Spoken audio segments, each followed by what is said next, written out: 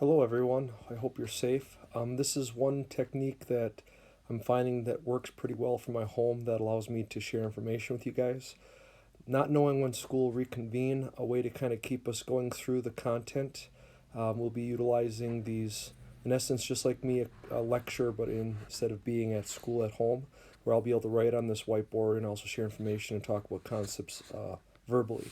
If you have questions after you've looked through and listened through this lecture, you can always email me with questions and I'll be glad to get back to you. After today's lecture on gas properties, you do not have any homework questions yet. That'll be for tomorrow when I will upload introductory gas laws and go through mathematically how to solve for them. And then you can work on the first page of homework. Um, so let's start beginning. Gases and gas properties, as you can see here, I've got just some sketched hand drawings of different properties of gas I want to cover with you. I'll try to keep these lectures short because I know time is of the essence, but also it's hard to sit and watch or listen to a lecture, which might be very, very long. So I'll try to always keep these around 10 minutes or under, hopefully. The first property of gas we can see here in picture one is that one thing we always look at, I talked to my AP kids about this, is called a particulate representation, where they are showing the gas as particles symbolized by the dots inside of the box. We can see that the size of the volume of the container is, oops, sorry about that, didn't have it on my pen, is given as 1 liter. And one thing I always look at right away in a problem is that it stays as 1 liter. So the volume of the gas is not changing, the volume of the size of the container. What we can look at is I always tell students the particular representation is to count the number of dots or particles. In this case, when you count them, we can see that there are 5 gas particles in the first picture. The temperature is at 25, and it stays at 25. So here we see that we have a constant volume and temperature. We always symbolize volume for gas as capital V and temperature capital T. And we can see that both the volume and temperature are constant. What's changing? Well, if I look at the next picture and I count them up, we get 10 gas particles. So what we've done is doubled the number of moles of gas, or doubled the number of molecules of gas. And therefore, what do you expect to happen with the pressure? Will the pressure stay the same, be higher, or lower? Because we have more gas molecules, I'm hoping that most of you predict that the pressure will increase. And specifically, since it was a twofold increase, since we went from 5 to 10, since we increased by 2 or number of molecules, we should have a proportional change of pressure. So we immediately also know that the pressure of this gas is going to be, or this container now is going to be at 2.4 atmospheres. So it's a proportional change. If it's proportional, just like in math class, you can use proportions. And the proportions, this is called Avogadro's molar volume relationship, where V over N equals V over N. And we usually give little subscripts to indicate first set of conditions, second set. So on the far left, this would be the initial or first volume and the first number of moles, second and second. Now, even though this is not probably an equal number of moles, proportionally it's the same change in moles. It'd be the same if we went from 1 mole of gas to 2 moles of gas, difference of 5 molecules to 10 molecules. Since it's proportional, it really makes a difference if it's not really moles or not. And therefore, we can use, whenever we have a proportional direct relationship, we can use a proportion. In this case, V over N equals V over N. We plug in the variables that we know, in this case, V, N1, and N2, and we solve for the missing variable, solving as a proportion. Again, this is called Avogadro's molar volume equation. Okay, the next one we can see here. Now, the first thing they notice is we've got the containers, we see the arrows. The arrows is looking at the velocity or the speed of the particles. Okay, the longer the arrow, the faster the speed.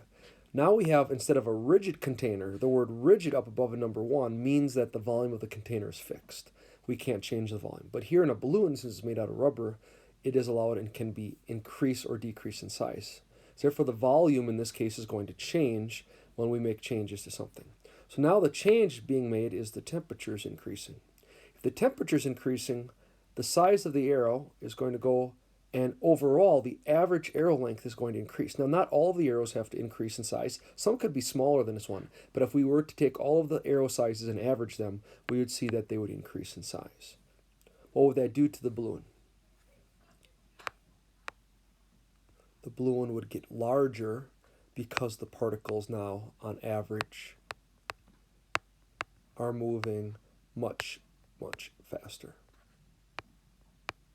and have a greater overall average velocity. Now, pressure, I should have mentioned this as number one. Pressure, as we've talked about before, is looking at the number of collisions of the particles of the gas to each other and also to the walls of the container. Specifically for the container, that is easily measurable with a gas gauge, like a manometer. So, in the top picture, there's going to be more collisions with the container walls because there's more gas molecules in the same size of container. That's going to increase the pressure.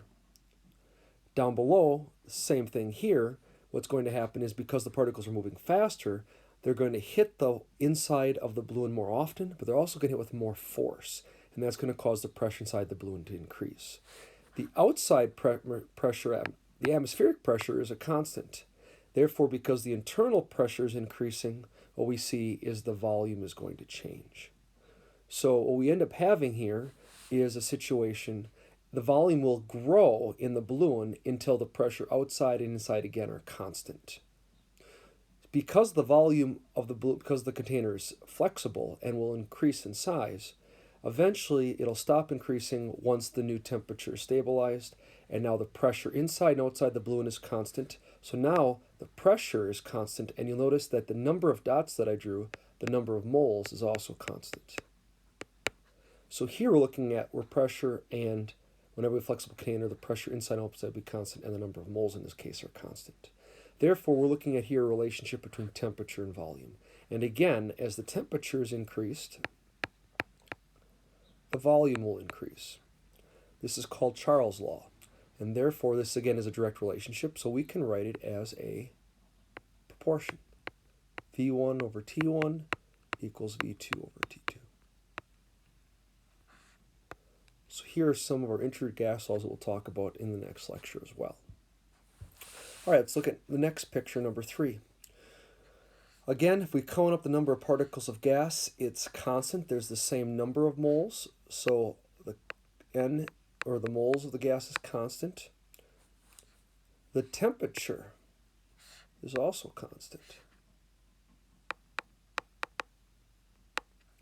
What is changing, however, now is we've changed the volume. The volume of the container has gotten smaller. So again, the volume is changing, so this is a flexible container. Okay. And what else is changing then is we're looking now at the pressure. Because the volume has changed, the pressure must also change because we have the same number of molecules but in a much smaller space.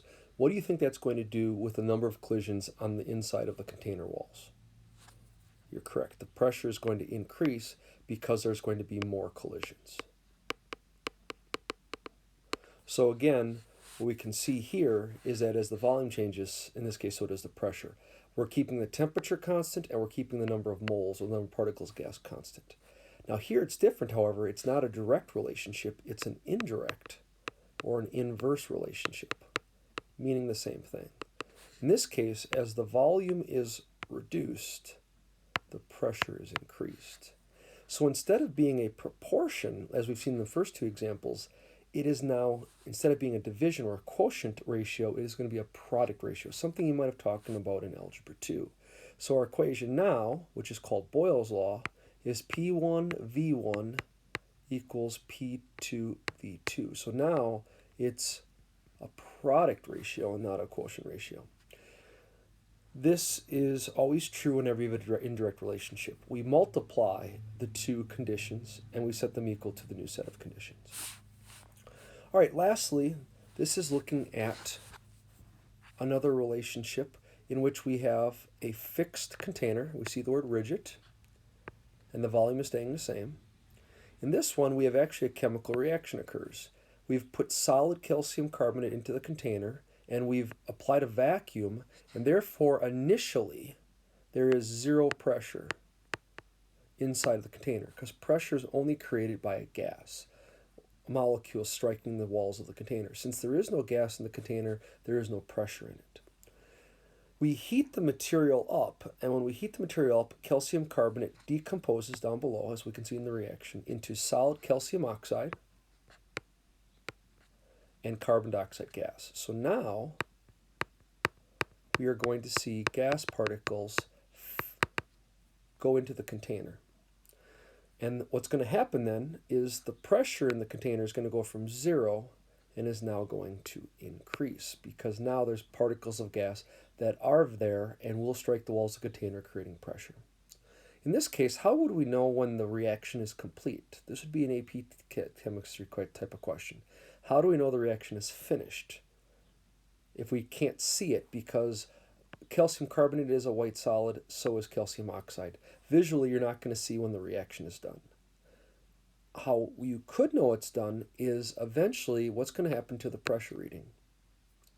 It's going to stabilize. When this pressure stabilizes, we know no more calcium, or I say carbon dioxide gas, is forming, and therefore the number of molecules of gas are constant, and the reaction and the pressure therefore will stay constant. So we can see here what happens to the pressure after the reaction is complete. Eventually the pressure will increase, and then it will stabilize, and that will signal the reaction is complete. So here are some introductory gas laws I just wanted to review with you guys. Things that I think for the most part, if I were to give you these situations or scenarios, you'd probably very easily be able to detect and understand what happens and make these changes. But we'll talk more about these and show the mathematical application of these in my next lecture. I just wanted to briefly talk about some of the main introductory gas laws. And the big key to take away from this lecture is pressure, because this is often asked on the AP Chemistry exam for those of you that plan on taking AP Chem next year. This is also why I want to keep doing these lectures, is to try to get through this content. So if we do reconvene or not reconvene until school next year, at least you've gone through the material and we've covered the same materials we normally will. Okay? So pressure is caused by collisions. If there are more collisions, there's more pressure. If there's less collisions, there's less pressure. So think about what happens to the molecules of gases. Use the last unit KMT to help direct how we can use that to make predictions about gases and some of their properties. Stay safe, and I'll talk to you next time. Thank you.